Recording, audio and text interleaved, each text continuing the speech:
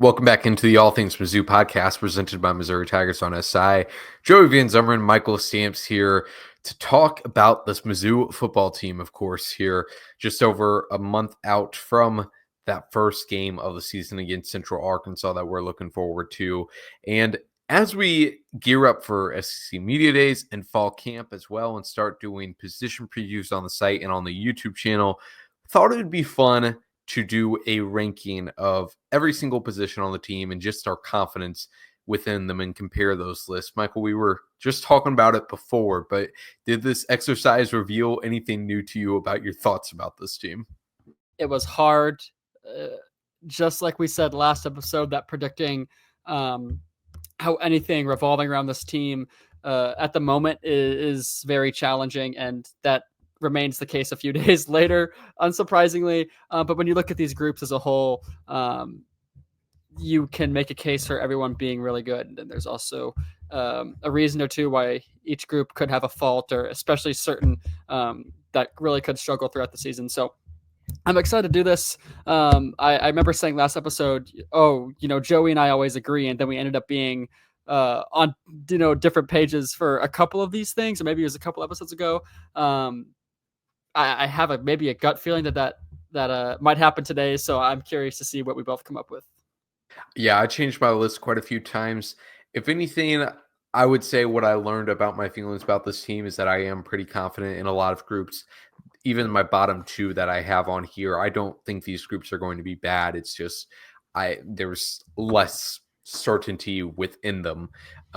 So, like you said too, I think this could quickly get out of whack as far as where we line up. I was gonna say as well, I feel like I might change my list on the fly, so we'll have to see how this goes. Yeah, absolutely. Could be a lot of changes made along the way, but let's start off. I think we have the same number one. I think a lot of people would have the same number one. Do you have edge rusher in your top slot? I sure do. Okay, I will say.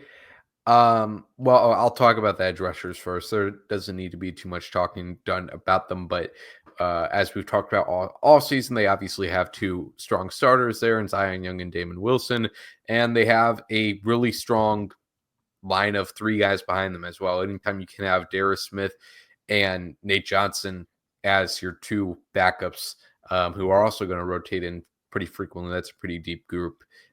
Anything to add there, Michael?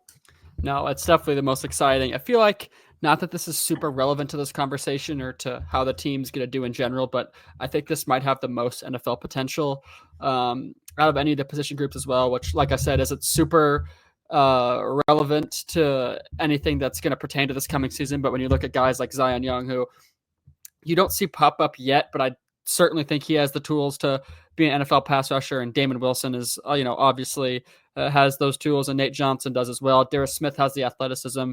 Can he put it together on the field? And then you go down the list with guys like Javian Hilson and Dayton Hopkins, who are still have a ways to go development wise, and will have a while before they make it to the NFL or have their chance to make it to the NFL. But definitely have that prototypical build that you're starting to see come through the ranks out of high school into college. And the athleticism as well. So not super relevant, but I think this group probably has the most pro potential out of the other ones as well.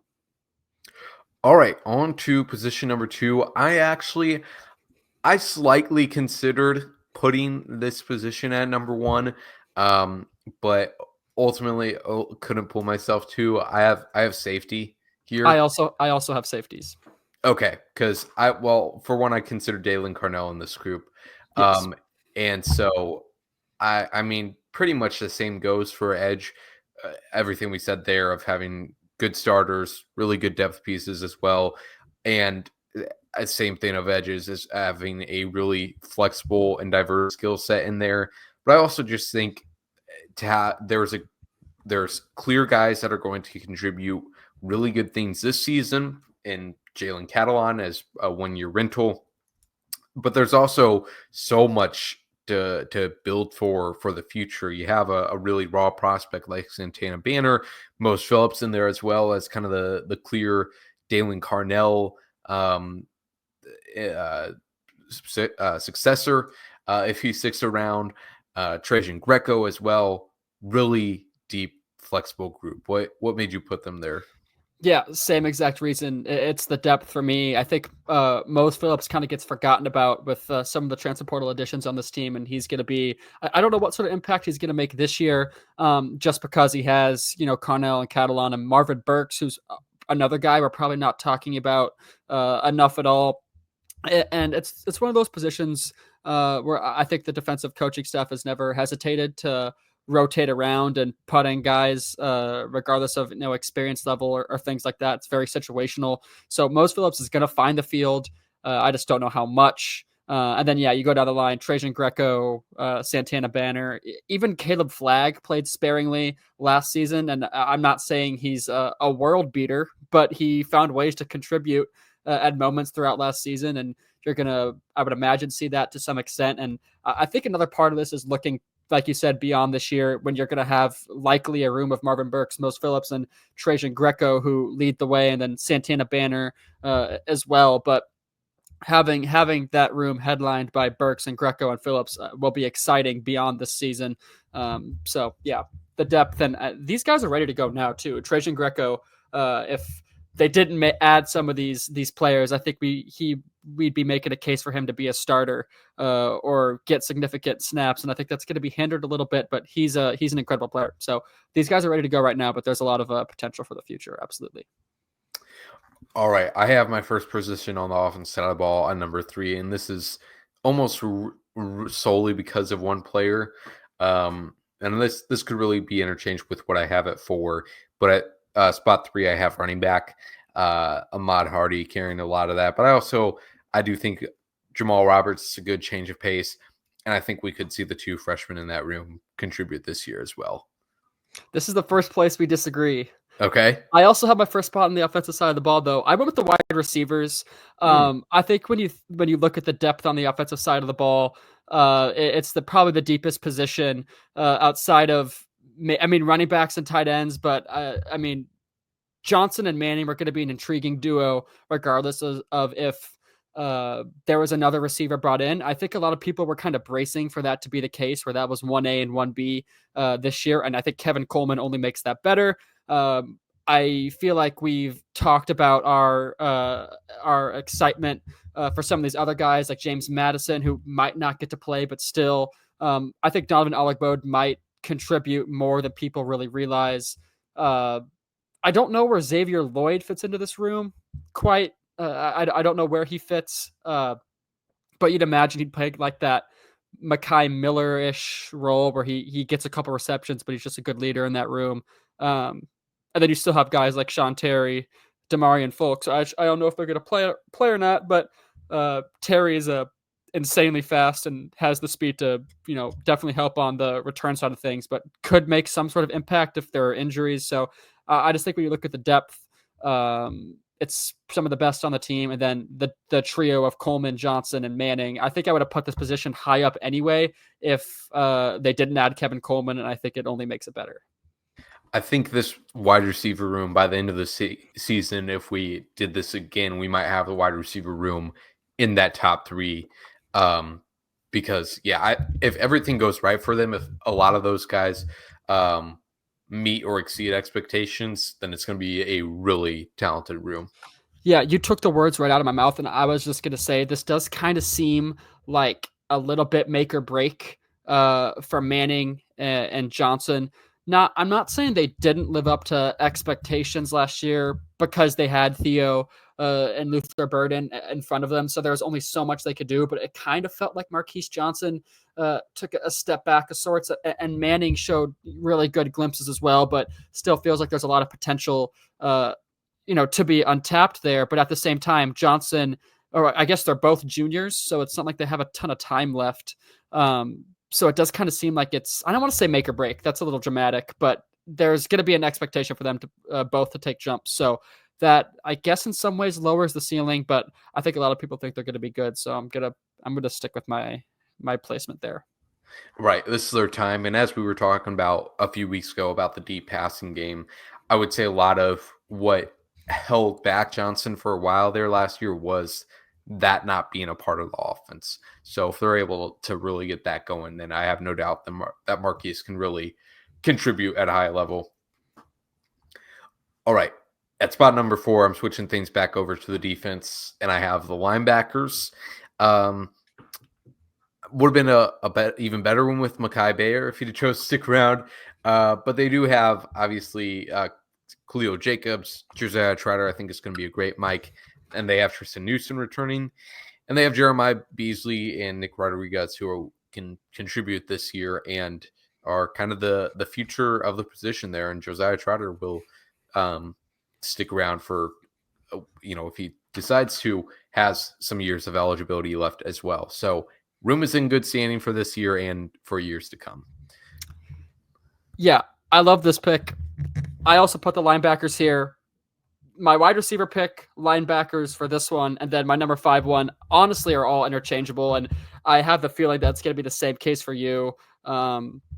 But yeah, I completely agree, and I feel like I love to preach about the younger guys a lot and some of the depth stuff. But I think guys like Beasley and Rodriguez and Brian Huff, have a unique chance to be contributors. I think a lot of people are excited and waiting to see what Jeremiah Beasley could do. He was a really highly touted recruit and had such a unique circumstance that he underwent with his brief time at Michigan. So I feel like there's still a lot of things we don't know about him, but going to be interesting to see him, him compete. And then with Trotter as well, in my little stat prediction series I did, I think it was earlier this week or maybe it was last week, I don't even remember. But there's no reason he can't, eclipse that 100 tackle mark and be one of the most productive linebackers in the country, in my opinion. So beyond excited to see what he could do. I think Rodriguez is another exciting guy that's just kind of waiting to take over and have his big moment as well. But yeah, I completely agree. The depth here is fun. A lot of different diverse skill sets as well. All right, on to spot number 5 here. I'm already changing my list. I originally had tight end here. I'm gonna swap wide receiver here. You sold me on that room. Wide receiver room is relying on a little bit more potential than the tight ends are, but I guess you could make the case that the tight end room is just as much of a bargain because of the bargain that Brett Norfleet recovers and finally puts it all together, and that Gavin Hoffman puts it together as well after just developing a year over Iowa. So I'll put wide receiver at 5, tight end at 6, for all the same reasons we talked about wide receiver. But I'm feeling pretty confident in the tight end room as well, as we've talked about quite a bit this offseason with the diversity of skill sets in that room and just all the young reasons to be excited. And I will say I originally had a deviation, a tier 1 and a tier 2 that ended after tight end. And I had wide receiver in the tier 2. But now with this, I'll put wide receiver at 5, tight end at 6, both in tier 1. Yeah, you definitely convinced me with the tight ends, but not at this moment because I still have to give the running backs their righteous place on this list. And I don't have too much to say outside of the fact that I do still feel like Roberts and Jones and Marquise Davis, like they still need to prove themselves as runners a little bit. Roberts showed a little bit that he could do it, and I think Jones had like 60 rushing yards last season. But if Roberts is going to take over that RB2 role, he's going to have to be slightly more productive. I think we know what he's good at for sure. I don't think he's necessarily bad at anything, but there is a lot of middle ground there that we need to see him improve on. And then with Hardy, I said this in my step prediction series as well. People expect him to be a breakout star, and I said this on a previous episode as well. He's coming from the Sun Belt and he's going to be a true sophomore. So he is not the most experienced, and there's a significant gap in talent between the Sun Belt and the SEC. So there's a universe where he's not this 1,000, 1,500 yard rusher that it seems like people think he could be.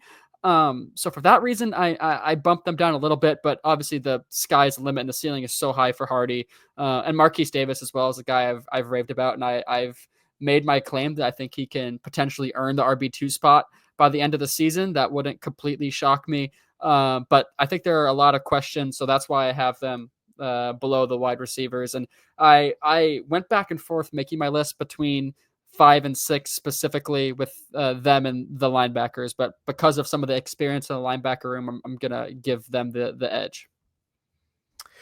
All right. So let's run through the list we have right now. I have edge, safety, running back, linebacker, wide receiver, and tight end. What is your list looking like? Yep, edge, safety, receiver, linebacker, running back, and then I guess my next spot would also be the tight ends. Okay. Yeah. All right. And then, so like I said, I have two tiers. After we get past those, it's just a lot of positions that I wouldn't say I'm worried about any position or pick particular, but I just don't. I again, these positions are either question marks or positions that I think are just going to be fine or good, not great. There's no real like standouts to them. And so starting there at what are we at now? 7. Yes. I have the corners. This just fits into the box of I don't think they're gonna like. I'm not worried about them. I don't really have any question marks about them. I think they're just going to be good. They're going to have their moments like they did last year. I think Stephen Hall is a little bit of an underrated addition, just with his experience and the depth they add there. And I like some of the younger guys they have in that room as well. But I think Toriano, Nick DeLoach, good. Jordan Norwood, good. That's pretty much it. Yeah, I've actually changed this one twice since we've started between them and the quarterback spot, and I came in like ready to make my argument for the quarterbacks, but I just don't think I can do it for the exact same reason that you just said. I think Norwood, Pride, Hall, Deloach are going to be solid, and there is certainly a lot to build on for Pride and Deloach. I think we all know, had their low moments last season, but especially for Deloach, he has a season under his belt now.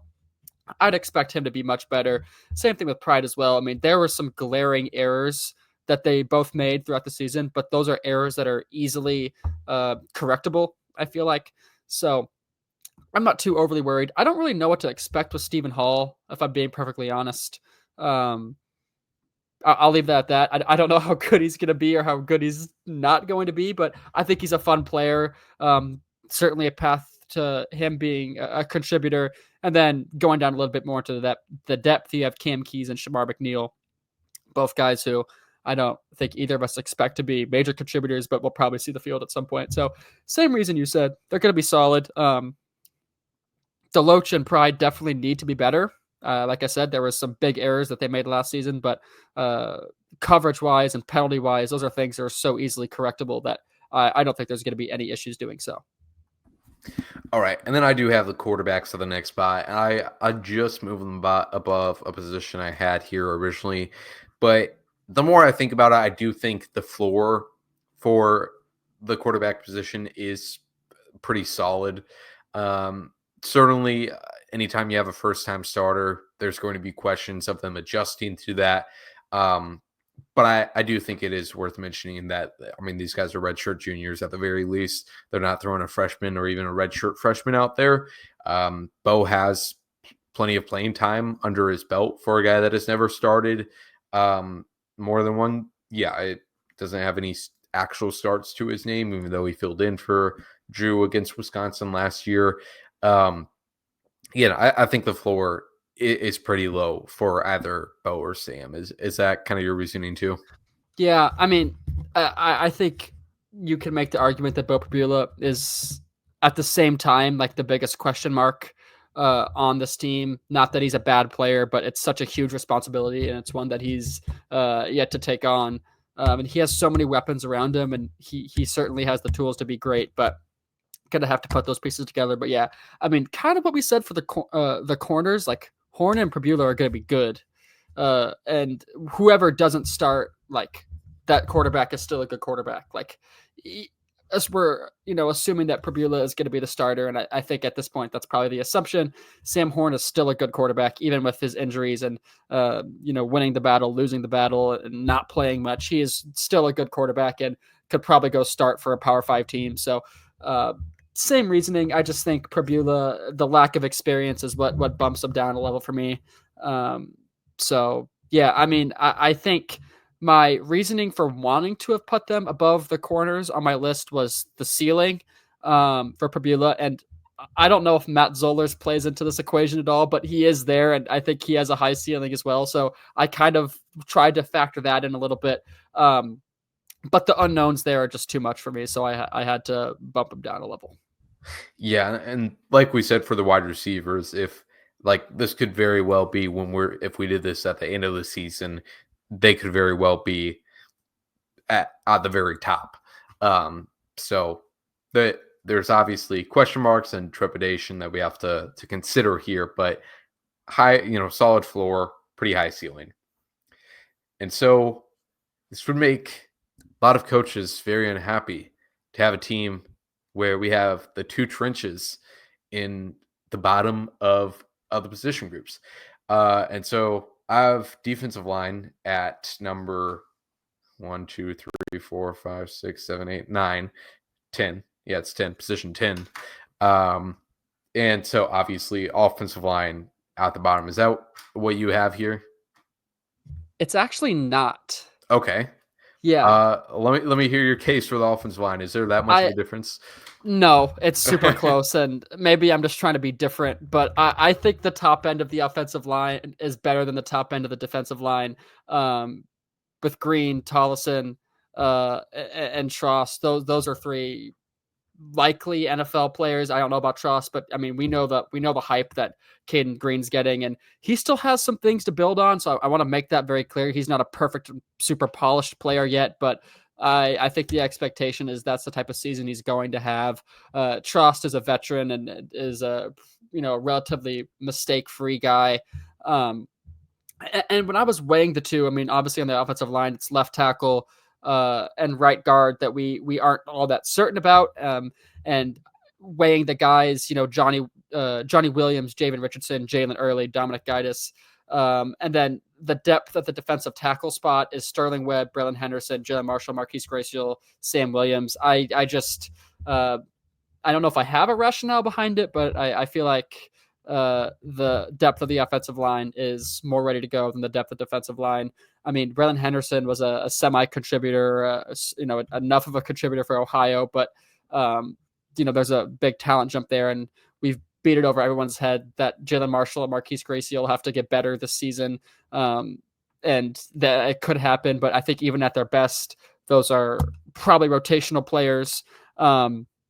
Johnny Williams is a high ceiling guy. Jalen Early is been a really good rotational player. Same with Dominic Gaitis. Javen Richardson's probably the biggest question out of all of them. And then you can go down the line, but those guys likely aren't going to play. So I thought the depth on the offensive line and the question marks kind of outweighed the depth of the defensive line. Obviously, Chris McClellan is great, and you can somehow weigh him and Caden Green. I don't even know how you could do that, but both great players. I just think the depth on the offensive line is a little bit better than the depth of the defensive tackle room.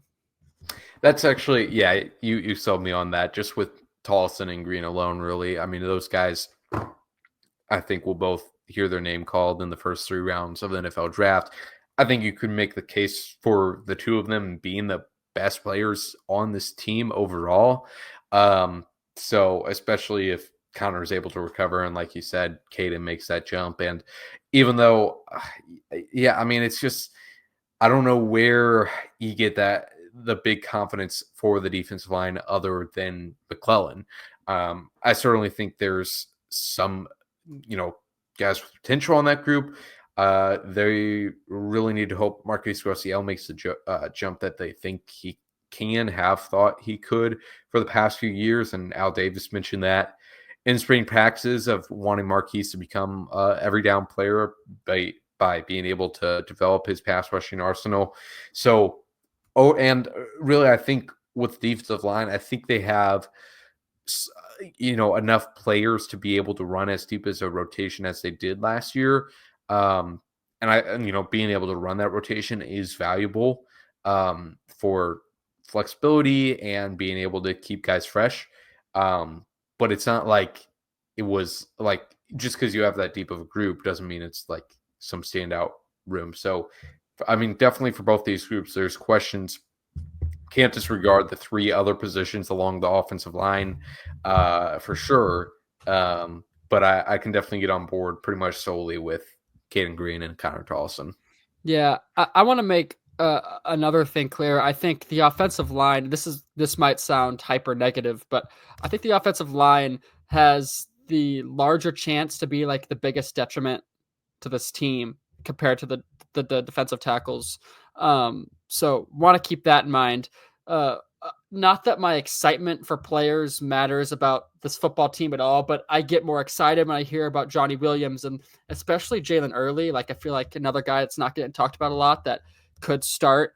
Those are two kind of fun players, and then Sterling Webb, Braylon Henderson, Graciela Marshall. Those are just career like not to be like too brutal, but they're career backups. And that's what they're going to be again this year. And I think there's more starting potential in the depth of the offensive line than the defensive tackles, if that makes sense. Yeah, absolutely. There's definitely a lot more excitement for even the backups and developing pieces on the offensive line for sure. So that rounds out our list. I'll run through our list one more time. I have edge, safety, running back, linebacker. So 3 out of the top 4 defense, which tracks with a lot of people's opinions on Mizzou. And then wide receiver, tight end, corner, quarterback, offensive line, defensive line. What do you have? Edge, safety, wide receiver at 3, linebacker at 4, running backs at 5, tight ends at 6, corners at 7, QB, offensive line, the defensive tackle.